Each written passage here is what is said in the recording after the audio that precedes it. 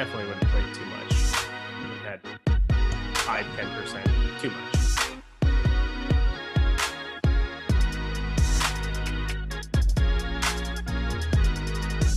Good afternoon, everybody. Welcome to the MLB Live Before Lock show presented by Odd Shopper.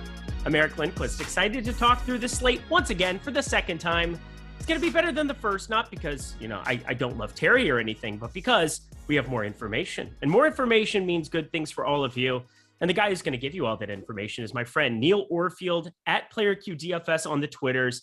You might know him as the high stakes podcast host here at Awesemo, my guy, my fellow Minnesotan. I kind of call myself Minnesotan, even though I'm from South Dakota. How you doing, my dude? I'm doing well. Thank you for the shout out of the High Stakes podcast. Yeah, it's out weekly every Friday. You should check it out. And yeah, I'm excited to talk some baseball with you. We missed you last week.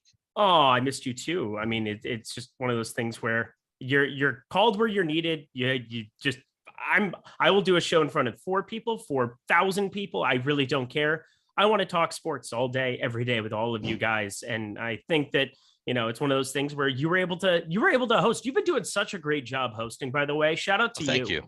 Yeah. Appreciate that. Yeah, it's a new thing for me. It's different hosting live and doing like reads live rather than High Stakes, which was my first hosting gig. Was it's recorded and I just do the reads afterward, and they superimpose them. Mike superimposes them for me, so that's it's an easier thing. I don't have to worry about all that. And then when I do the live host, I have to start reading in the middle. I've got some work to do with the reads in the middle, but I think it's going okay so far.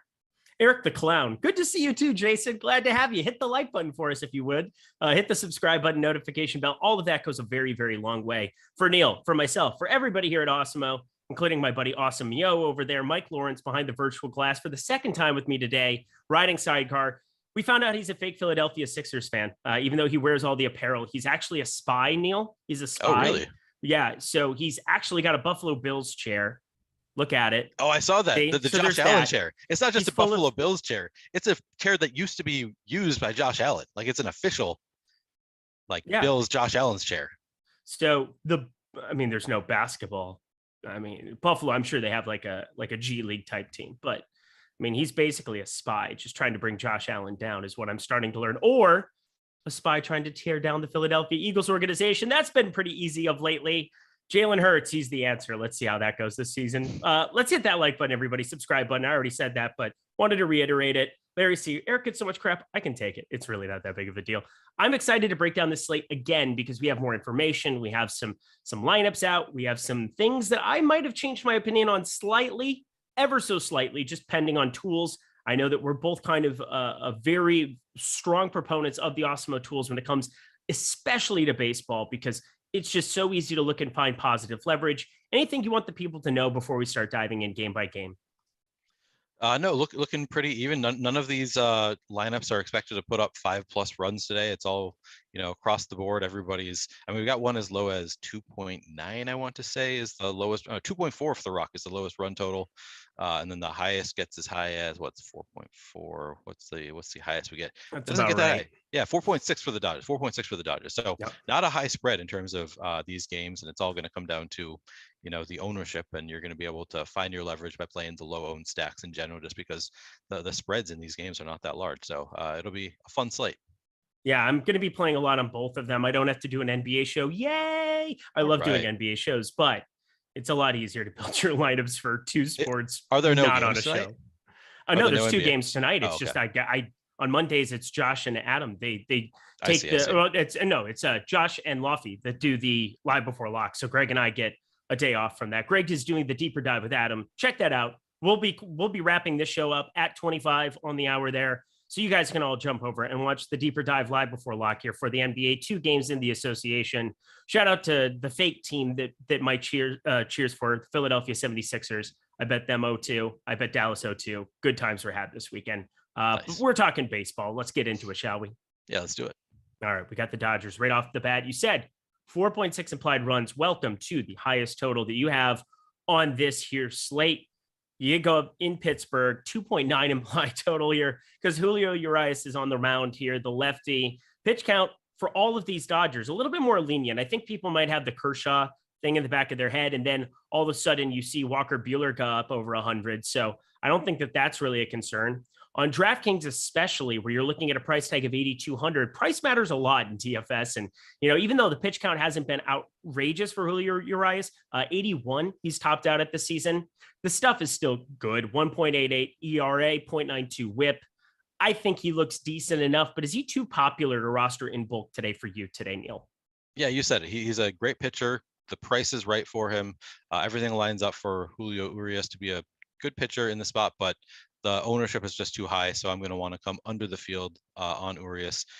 Coming in at 33.5% ownership with 14.3% chance of being a top 2 pitcher, 12.3% chance of being a top 2 value pitcher. He just doesn't really have the strikeout upside that a lot of these other pitchers in this range have. So the price is right.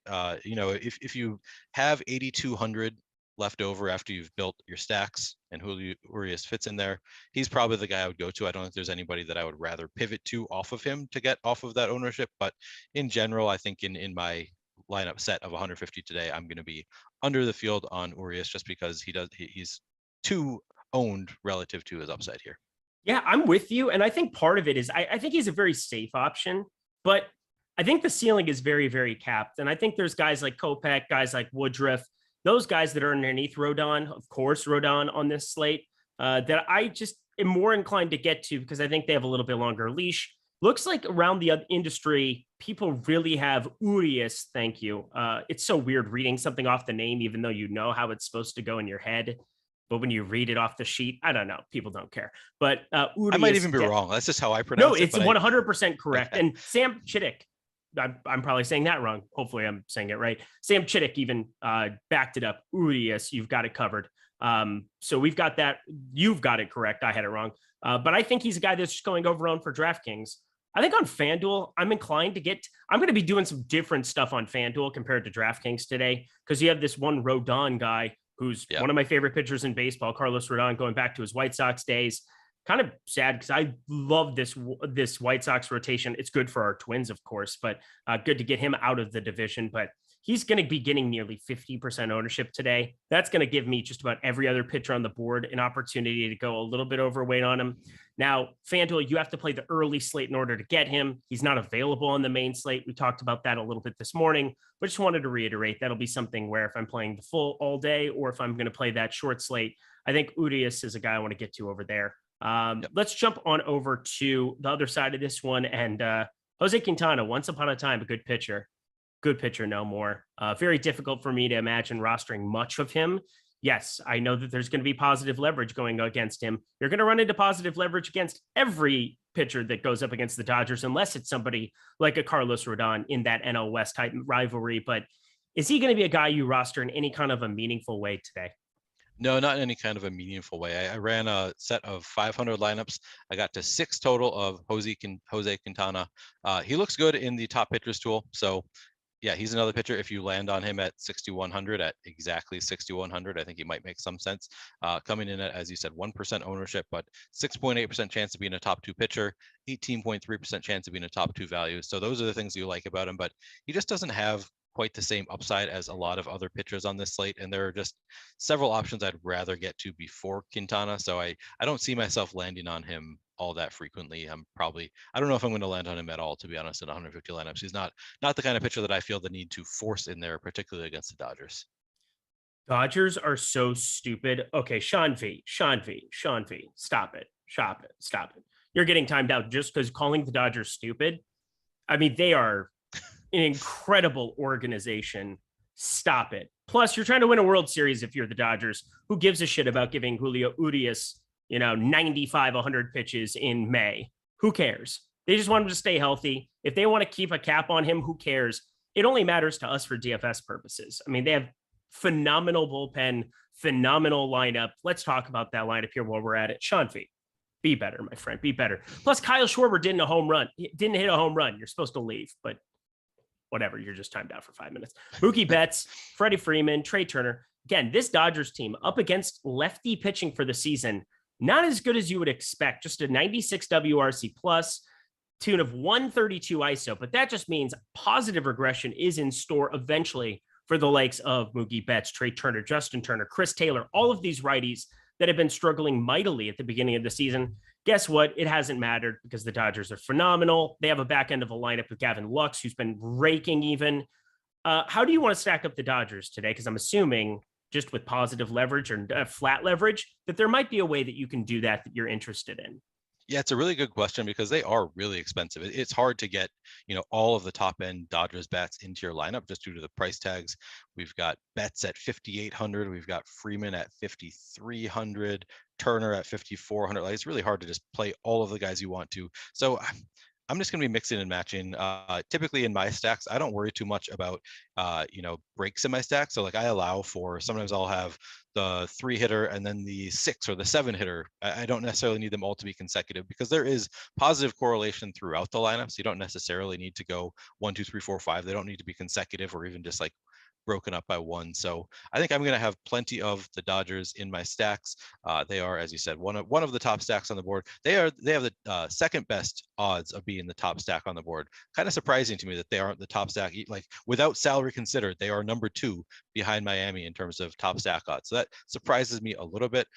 But as you said, they're relatively flat in terms of ownership, probably just because it's so hard to get to those top bats. Coming in at 11% ownership on the stack, 9.9% top stack odds. And I'm totally happy getting to the field on the Dodgers. I just think that it's such a great spot for such a great team. I'll be mixing and matching them. I might even try somewhere I tried to get to all of the expensive bats, and that's where you might be able to go to some of these cheaper pitchers just to force them in because pay up to be contrarian. I don't think many people are going to be just forcing in the expensive bats, and they really have all the upside in the world. So I'll be mixing and matching. I'll also be playing Hanser Alberto at 2,100 just to be able to get to the rest of the stack. Austin Barnes, of course, plenty on DraftKings.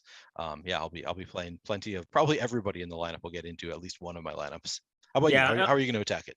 Well, I think Alberto, he's got some pinch hit risk too. Okay. I will just say that he's 2,100 there. He had one at bat against Chicago there. It doesn't end up in the lineup very often. And obviously with the DH being added to the NL, it's a different element, but there's a lot of guys, whether, there's just a number of guys that can still come in at some spot. It is good to have Bellinger and Lux, 2 lefties that could possibly be ones who come in and end up pinch hitting for him in that spot, but they still have enough other guys where if Alberto doesn't get off to a decent enough start, but he's 2,100. I mean, you're going to get 2-3 at bats still.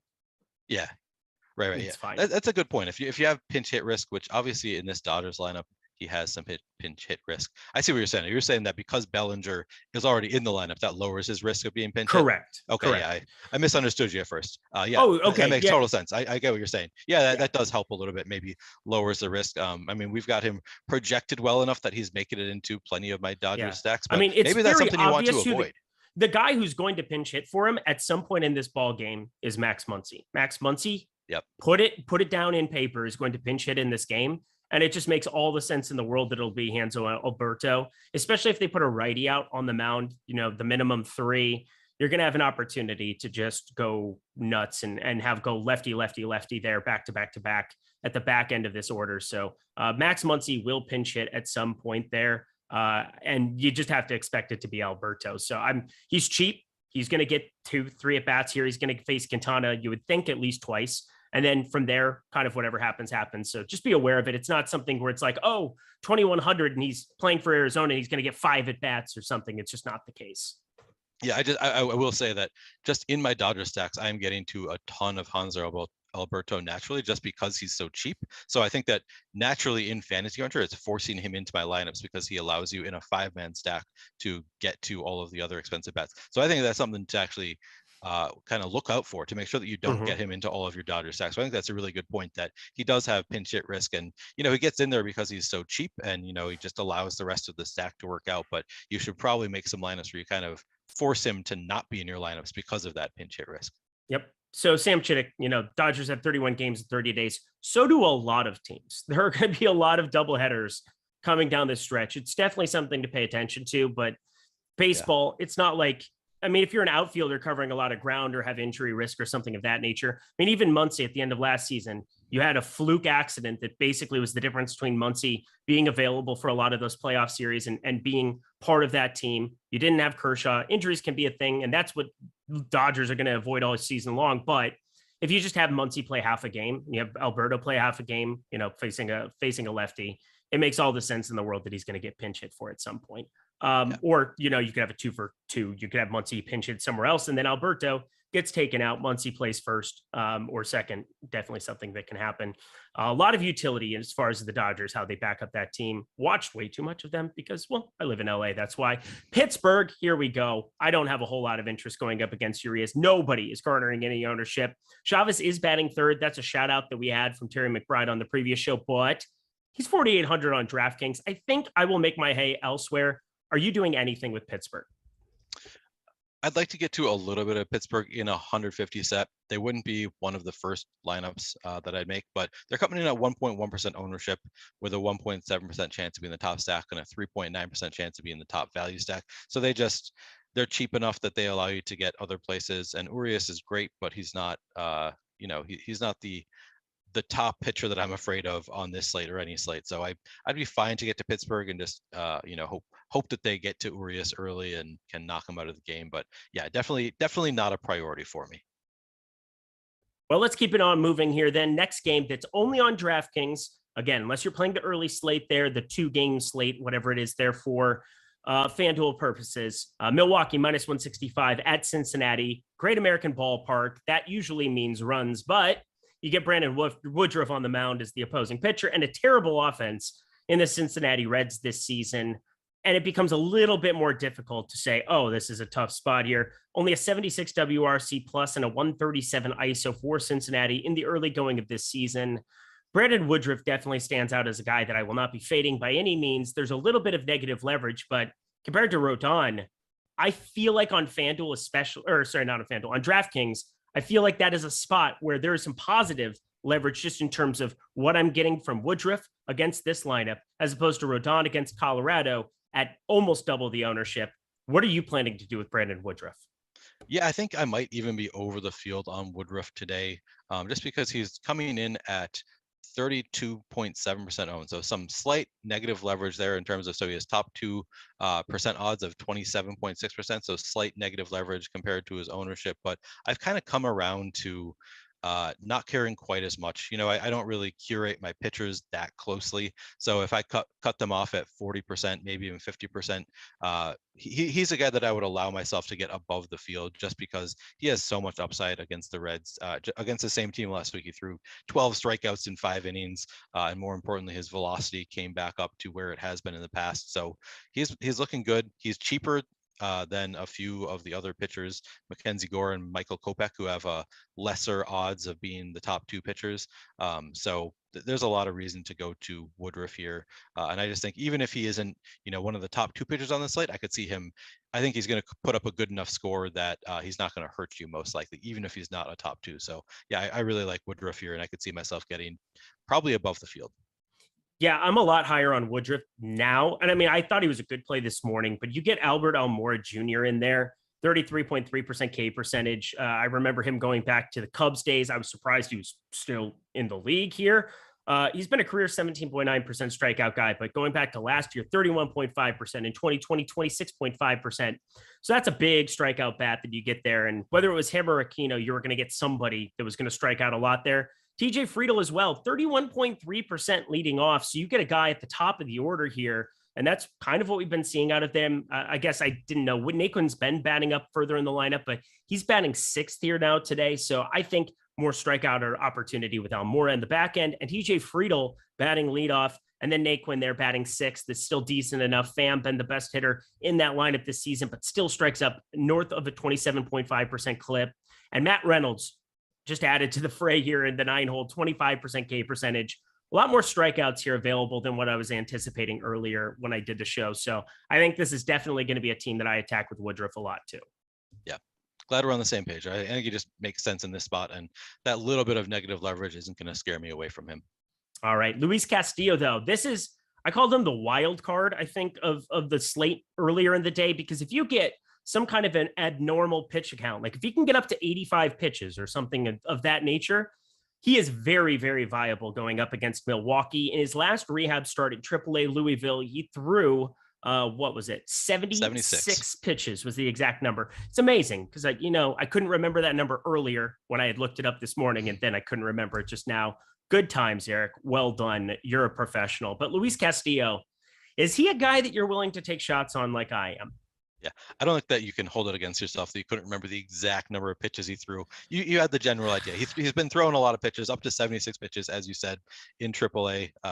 Yeah, that's a good point. That he could get up. He's built up to 76. There's no reason they can't keep extending him further.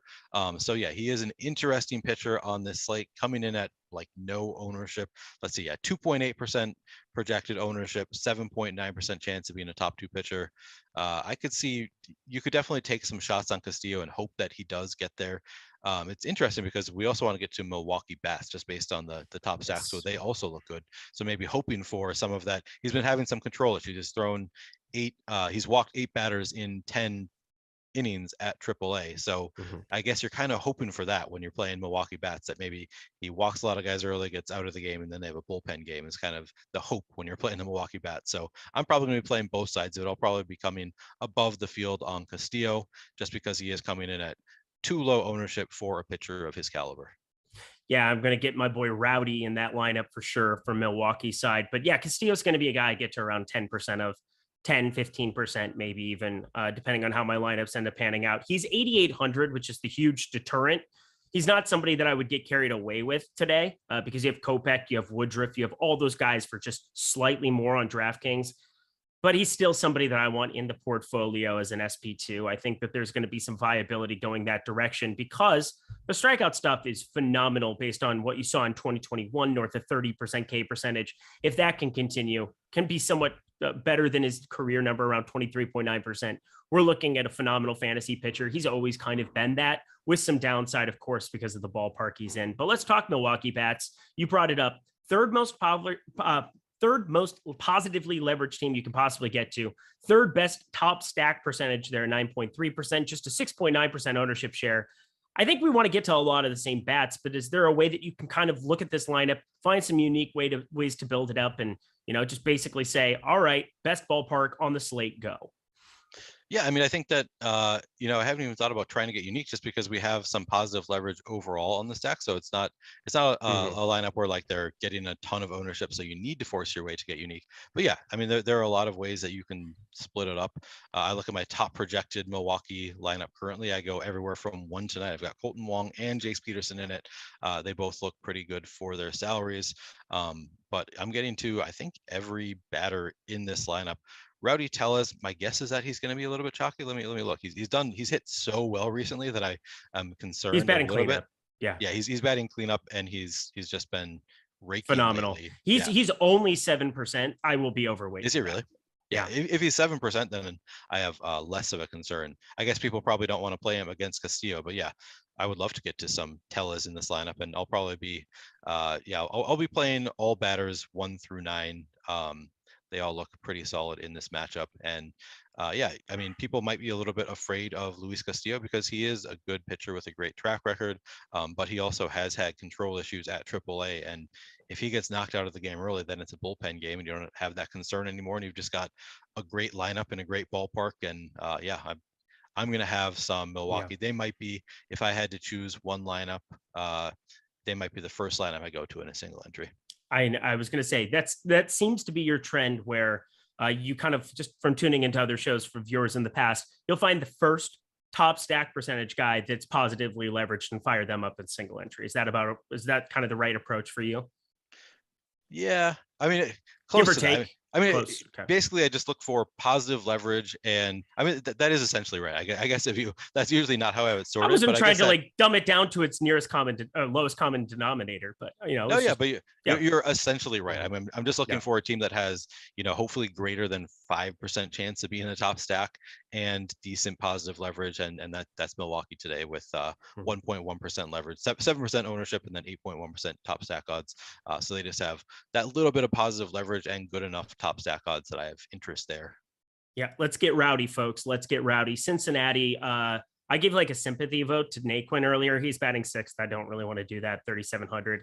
I bet I get a little bit of Friedel, like sub 5% though. I have nothing from this team really. Yeah, I mean, In terms of top stack odds, they have positive leverage coming in at 1.5% ownership, 2.7% top stack odds, 3.2% top value stack odds. Those are the things that you like about it. It's just basically an ownership game. Based on the ownership, I would like to get above the field on Cincinnati. Woodruff did have a little bit of a rough start to the season, no pun intended. So maybe you can hope that he kind of regresses a little bit. They just saw him last week, so I guess there's another positive that they just faced him, and typically that helps batters. But yeah, I'm not going to go overboard. I'm not going to be playing 10% Cincinnati. If I get to 4 or 5% Cincinnati, I'd be pretty happy with that, though. All right, hang on. I got to time out somebody else. This is just absurd. If you don't know what you're talking about, who was my highest owned player yesterday? Victor Oladipo was my highest owned player after I had 0% of them on the slate before. Get out of here with your nonsense if you're not going to be accurate. But you know what? You can be more accurate by using promo code Luca. Take advantage of $7 for 7 days of Awesemo Plus Platinum. See how I did that, Neil? That was a lovely transition. You are great at transitions. That's what I got to work on. Those transitions, just solid.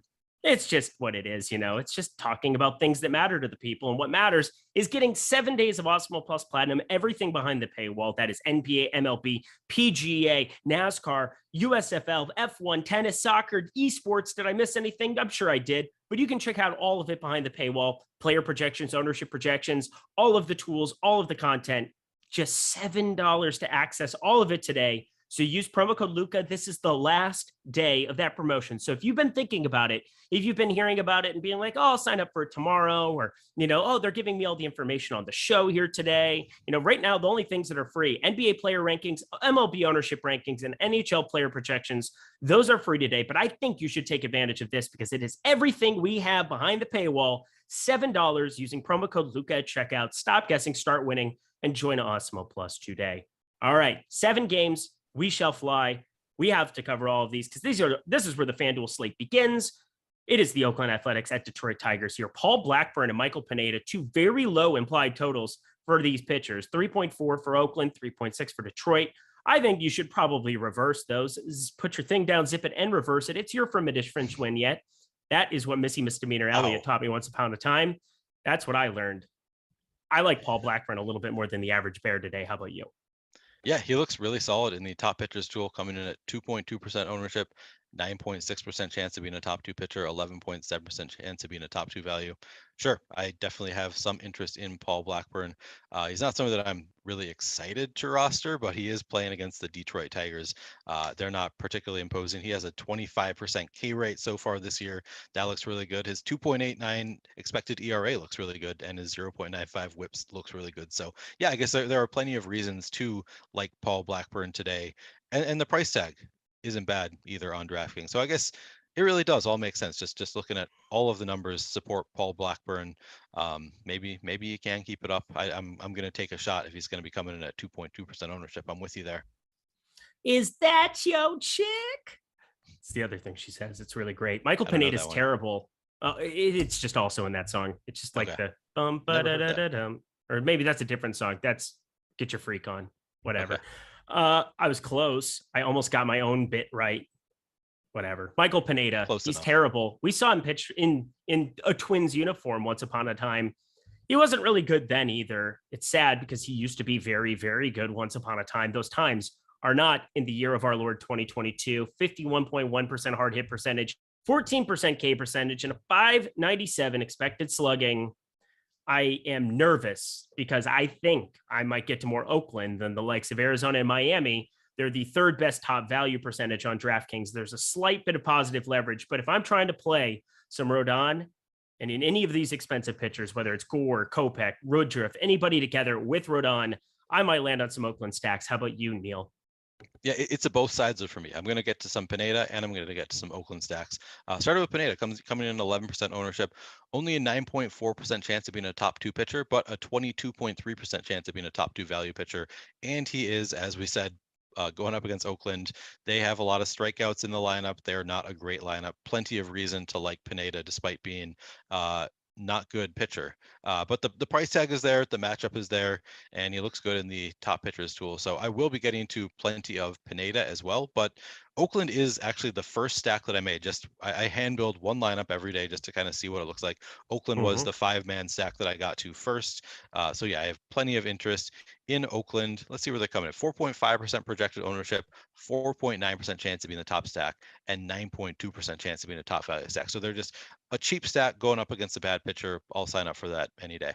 Yeah, they only have a 101 ISO, and they have the league worst WRC plus against righties at 71. But major but is that I think Oakland has enough pop to get to Michael Pineda. I just do. It's so weird to say that out loud. So I'm going to be going that route. Michael Pineda is actually, he was gaining a lot more ownership earlier in the day, around 17%. He's still around 11%. And I understand those people. They are not lost souls to the night, but I'm pretty sure I definitely will take the Oakland side a little bit more. As far as Detroit goes, Terry did make a case for Detroit earlier in the day. I think I might get to a little bit of them because 1 through 7, if you assume Torkelson is going to find some sort of form here eventually, there's a lot of decent enough pop to be had here. Is there anything you're noticing specifically with them going up against Blackburn, who I think is a better pitcher than people are giving credit for today? Yeah, I mean, just in terms of top stack odds, they're coming in at 2.4% ownership. So really the reason for me to get to them is the ownership. And Blackburn, we think that he is a pretty solid pitcher, but we don't really know yet that he is. Yeah. We've thought that maybe he's going to become a great strikeout pitcher. I don't know if he's getting there or not, but we can hope for the best against him. He's just because they're coming in at 2.4% ownership with a 4% chance of being the top stack on the slate, 3.7% chance of being the top value stack on the slate. Let me see if I'm getting to any of their batters in any large numbers. I'm trying to think if there's nobody that really stands out to me. Yeah, I'm not getting to a ton of individual bats for Detroit. So for me, it's mostly going to be probably just full stacks. Robbie Grossman, I guess I'm getting to a fair amount. He would probably be my top bat for Detroit. But yeah, not in general. I'm probably going to be full stacking and maybe I'll play some one-offs here or there when the value makes sense. But I don't think I'm going to be forcing them in. Obviously, Javi Baez, I'm always happy to play if I get to him. Yep, never going to short you at the plate, Javi Baez. Swing away. It's like in Signs, Joaquin Phoenix's character, just swing away. Tell him to swing away. You know what I'm talking about, right? No, I do not. Damn it! I knew it. I'm going to hit you with a pop culture that in this show. Is that the one with the glasses of water all over? Yes, it is. Okay, I did see the movie long ago. I did not remember that Joaquin Phoenix was in that movie, so that's how long ago I watched it. Yeah, Meryl is his name. I couldn't remember his name. Tell Meryl to swing away when she's pinned in the car. So good. M. Night Shyamalan, top 2 M. Night Shyamalan. We all know the other one. Let's keep it moving. Guardians of the Galaxy, 3.2 implied runs going against the White Sox, 4.3 for them. Zach Plesac, no thank you, going up against the White Sox. Do we want to even talk about him? Should we talk about him? I don't really think we need to. I have a lot more interest in the White Sox side. The only positives you can really say about Plesac is 1% ownership, 3.4% chance of being a top 2 pitcher.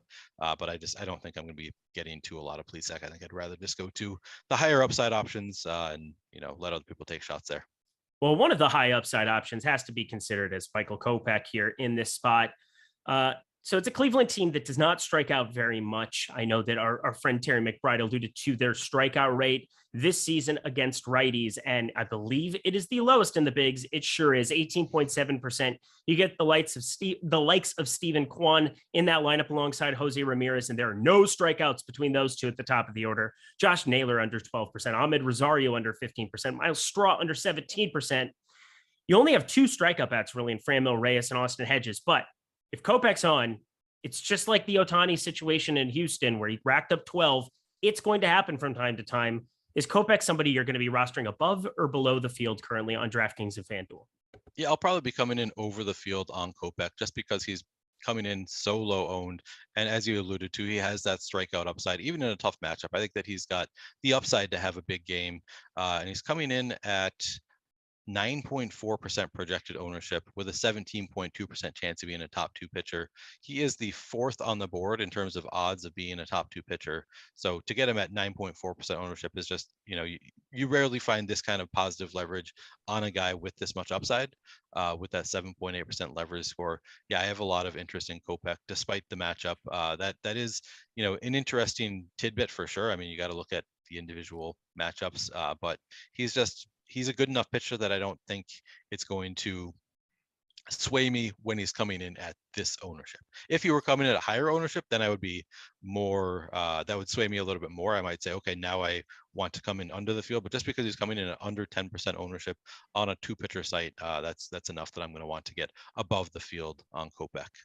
Mr. Guy, my guy, Neil, he's going over on teams that are positively leveraged, or in this instance, going to the White Sox, because I can guarantee you there is definitely something to mine out of here.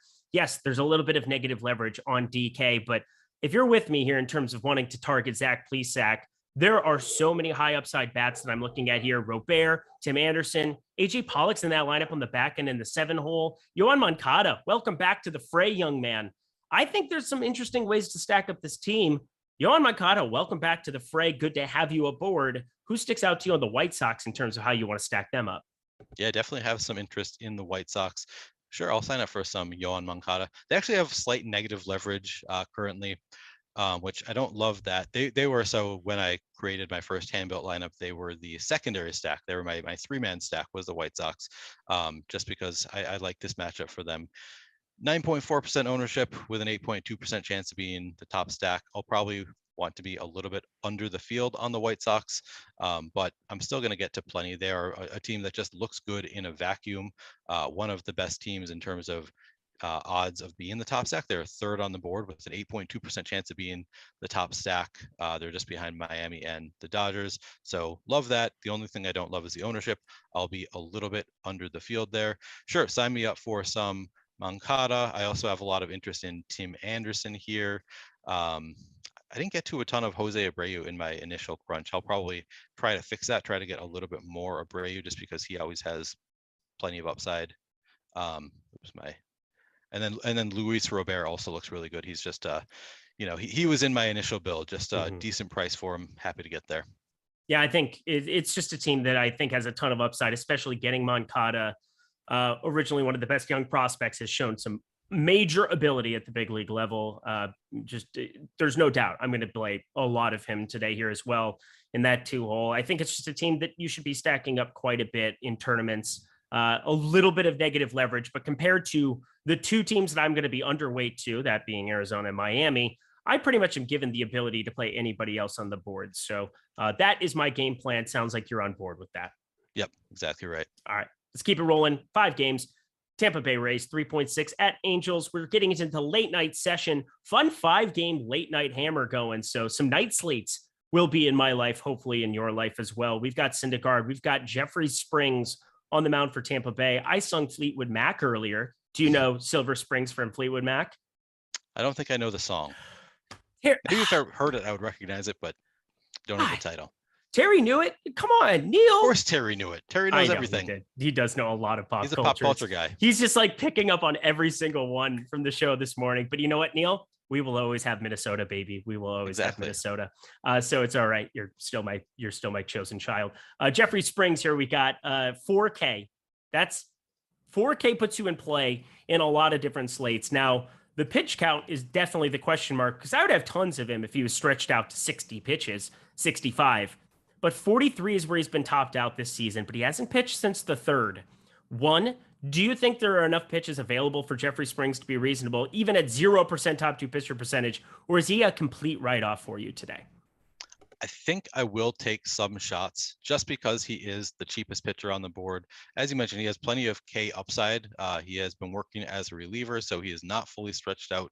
I'm not expecting him to pitch enough to get a win, but at 4,000, if he just gets like 10 fantasy points, he is so much cheaper, and he's the only 4,000, the only reasonable 4,000 option on the board. So he's the only pitcher that you can put in there and get to certain lineups. Like there are lineups that nobody else can get to because he is the only 4,000. So you can get to, maybe a full Dodgers stack with a Kopech option, or, some other solid pitcher, Rodon option as well. So maybe I'm going to play him just because of the lineups that he allows me to get to. He does have very limited upside in terms of his score, because I think that he probably tops out at, 14 fantasy points. I don't think he has much more upside than that, but there's plenty of upside in the lineups that he allows you to get to, because there's no other pitcher that you can get to the same, no other pitcher comes into that 4,000 value to allow you to get to higher upside bats and other pitcher.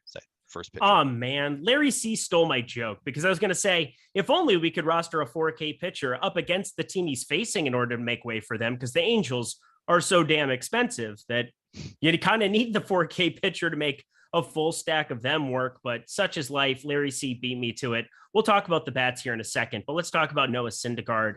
Where does he land for you on today's slate? Yeah, I don't think I'm going to be getting to a ton of Syndergaard I guess I got 12% in my initial run of 500 lineups, so that's a reasonable amount. He's coming in at 14% ownership with a top 2 pitcher odds of 11.1%. He's just not that great of a pitcher anymore, so he's not a high priority for me. I'll take what I get, I guess, but he's just not somebody that I'm forcing into my lineups. It looks like, I guess, I'm coming in right around the field at 12% currently. I'm totally fine getting to that amount of Noah Syndergaard, but he's not a high priority, not somebody that I'm trying to get to against the Rays. Yeah, in the Rays, Brandon Lau, Wander Franco, that's a 2-man game. I don't know how many times I've talked about it, but I play a lot of them together in lineups, 5-2-1s of that nature, things to that extent. G-Man Choi, 6-1 expected slugging and facing a righty. I think I can maybe get behind a little bit of that, but this isn't the best ballpark. It's, relatively cool out here in LA for what it's worth. Assuming the same there in Anaheim, a little bit cooler actually than me in the Valley here in LA. But I feel as though Tampa Bay going a little bit overowned as a team, probably won't get to them a ton. Are you? Yeah, I'm probably not going to get to them a ton as a full stack. I think you're right on, though, with maybe a shorter stack. Maybe they can be a solid secondary stack. I'm getting to a lot of Lau in my initial crunch just as a one-off. So I think that I'm probably not going to be playing a ton of Tampa Bay as my primary stack. I'll be under the field. They're coming in at 7.3% ownership with a 5.7% chance of being a top stack. I'd like to be under the field there. But as a secondary stack, I think they're perfectly reasonable options as one-offs or secondary stack.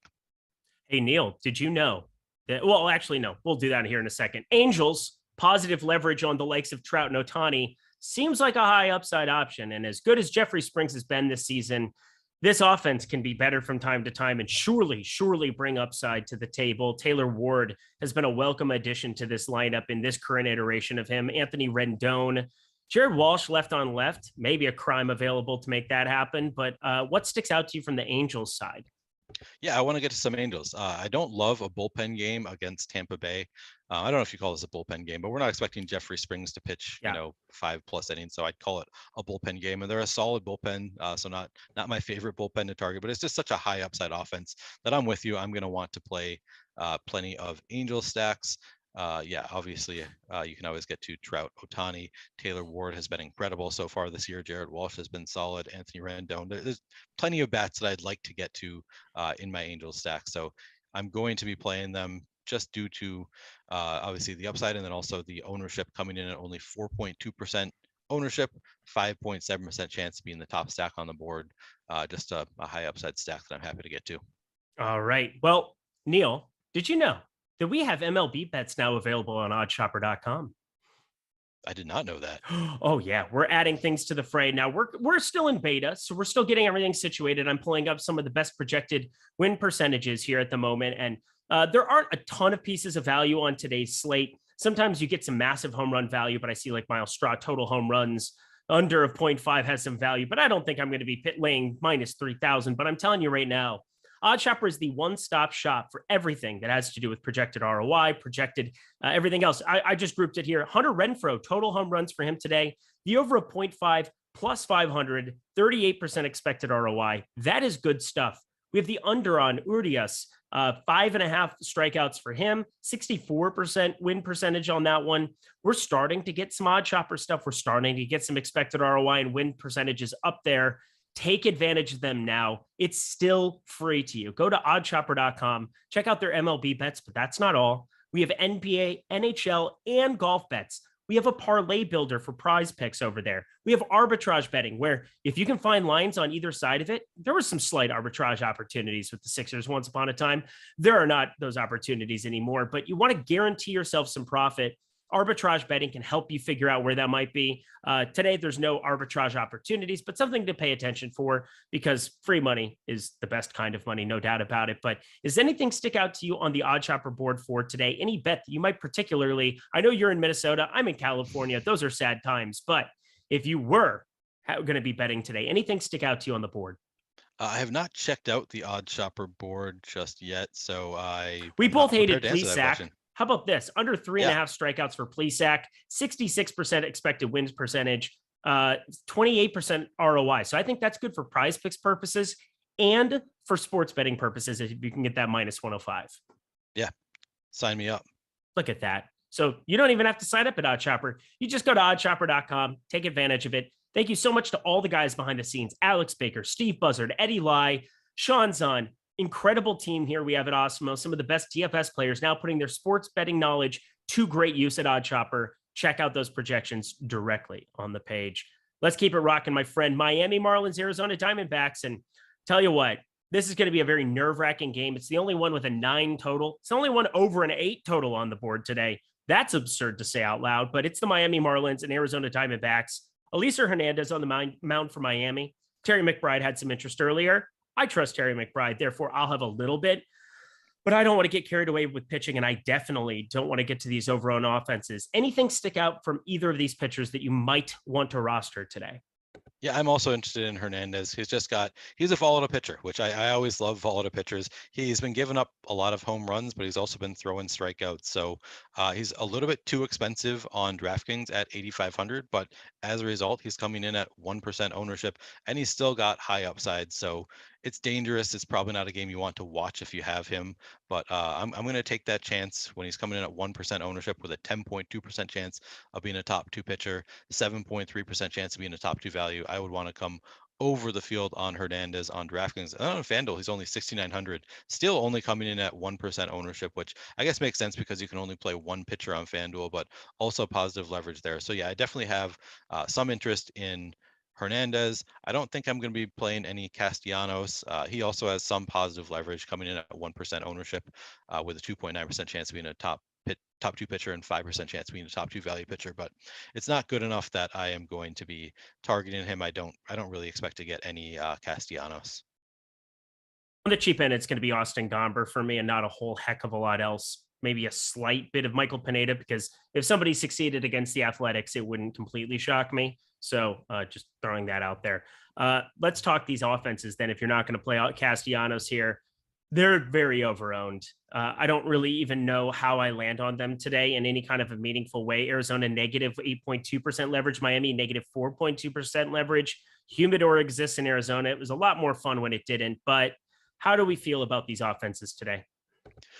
Yeah, so as you said, Arizona just coming in at way too negative leverage with 16.8% projected ownership, 7.4% chance to be in the top stack.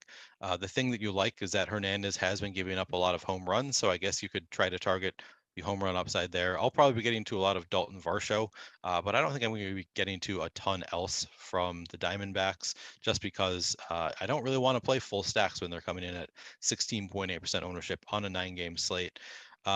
Miami, I have more interest in. They are the top stack on the board in terms of their top stack odds, higher than the Dodgers, which kind of shocked me. But I guess the matchup is pretty good against Castellanos. But they are coming in at 14.3% ownership, so slight negative leverage there. I'll be under the field. I'll probably be under 10% on Miami, but I'm not going to full fade them when they do have the top stack odds on the board. All right. Yeah, full fade, probably not the right way to go about it. But the Miami Marlins side, you can get to some Chisholm. You can get to some of the big boppers at the top of the lineup. Back of the lineup is never, ever intriguing for me. I still believe Avisel Garcia is going to find a way to get back to hitting baseballs. Maybe not. Maybe him and Nelson Cruz are just dust, and I have to give up hope. But I will fight to the bitter end on that one. Anything stick out to you for Miami before we move on? You can always play Jazz Chisholm. I haven't looked at the actual lineup. I assumed Chisholm is in there. They don't have a lineup out. I'm just okay. assuming it as well.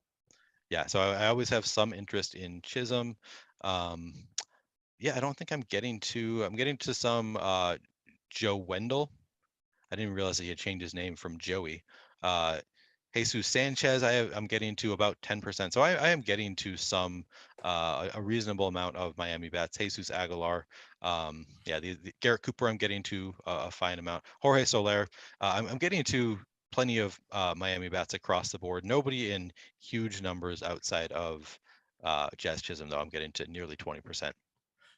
Well, let's talk the teams that I might have the most interest in on this slate, which is the dumbest thing I've just said out loud, considering both of them have under 4 implied totals. But I think the Phillies and Seattle Mariners provide a ton of opportunity here in this spot. Surprised to just see a 3.7 implied run total here today, 3.6, if you will, for the Phillies, 3.9 for the Mariners. But Ranger Suarez has gotten bitten by the regression bug pretty hard. No Ks to be found here in the early going. I expect it to be higher than 14% come season end. He's limiting some hard contact, but a 519 expected slugging, 300 expected batting average, going up against this lineup that, thank God, Seattle, well done by you. Moving up Rodriguez to the 3-hole, and Eugenio Suarez there batting 4th. You got 1, 2, 3, 4. You got some righties to be had there. You only have 2 lefties, and they both have power in Winker and Kalenic. How do you feel about Seattle today going up against Ranger Suarez? Because I'm assuming at 9.1K, that's a no from me, dog. Yeah, I'm probably not going to get to a ton of Ranger Suarez, maybe not any Ranger Suarez. You said it, 9.1K. He does have positive leverage in the top pitchers tool, but just not a good enough pitcher relative to the other pitches around him that I really have any interest there. I think it's probably a fade for me. As far as Seattle goes, they do have positive leverage coming in at 1.7% projected ownership, 4.5% chance to be in the top stack. So I'm going to want to be definitely above the field on Seattle, maybe even well above the field, just because Ranger Suarez has not been great this year.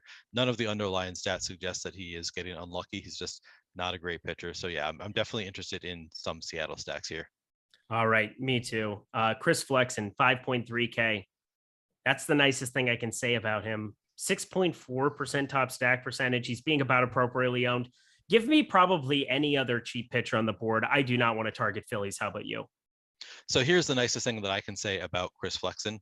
He is a 25.1% chance to be in a top 2 value. So just because we don't seem to have Jeffrey Springs projected to do much of anything. So I guess if you remove Jeffrey Springs from the equation, then Chris Flexen becomes the cheapest viable option on the board. I think I'm going to get to more Springs, which will take me away from Flexen a little bit at 1,300 cheaper, just because, yeah, Flexen is not a great pitcher. He allows you to get to some better bats. So if you do have more faith in Chris Flexen, or you don't think that Jeffrey Springs is going to pitch more than 2 or 3 innings, then I guess you could get there just for the lineups that he allows you to get to. I think I'm just going to be more likely to go to Springs here, though. All right. Well, let's talk the Phillies offense, because this is what I want. I want Schwarber. I want Harper. I want Chicken. Now deliver. I was kind of like becoming a bit there. I don't know why I was saying it like that, but JT Realmuto, best hitting catcher you can run into. Usually he's expensive. All these guys are expensive, but Alec Bohm has been batting second there recently. If he's up there in the lineup, give me all of that. You got it. 3.4K against Flexen. I think I'm going to get to a lot of Phillies. How about you? Yeah, so I would like to. I did not get to many in my crunch, but I think I am going to. I haven't really curated yet, so I'm going to amend that to try to get to more of the Phillies. I'm coming in at 4.4% ownership projected for the stack, with a 5.9% chance to be in the top stack on the board. They are one of the teams that you could consider if you're doing a single entry. I saw Terry said in chat that they were the team that he went to in his first lineup that he hand built. So if Terry likes the team in his hand build, that gives me some confidence in playing them. Add in the leverage in the top stacks tool. Plenty to like for the Phillies. Obviously on DraftKings, you can go to JT Realmuto. You can on FanDuel too, but on DraftKings you need a catcher, so probably like him a little bit better there. I like Hoskins. I always like Bryce Harper. Yeah, I'm going to have some interest in the Phillies here. We're up against it. We've got 3 minutes that we basically have here to cover the 2 games. That's just what happens. Time flies when you're having fun. So this is what we're going to do. Kyle Hendricks, that's a no, right? Chicago Cubs and Padres, next game on the board. Yeah, let's skip it. Let's skip Kyle Hendricks. Mackenzie Gore, what are we going to do with him? Because I know he's a talking point for you.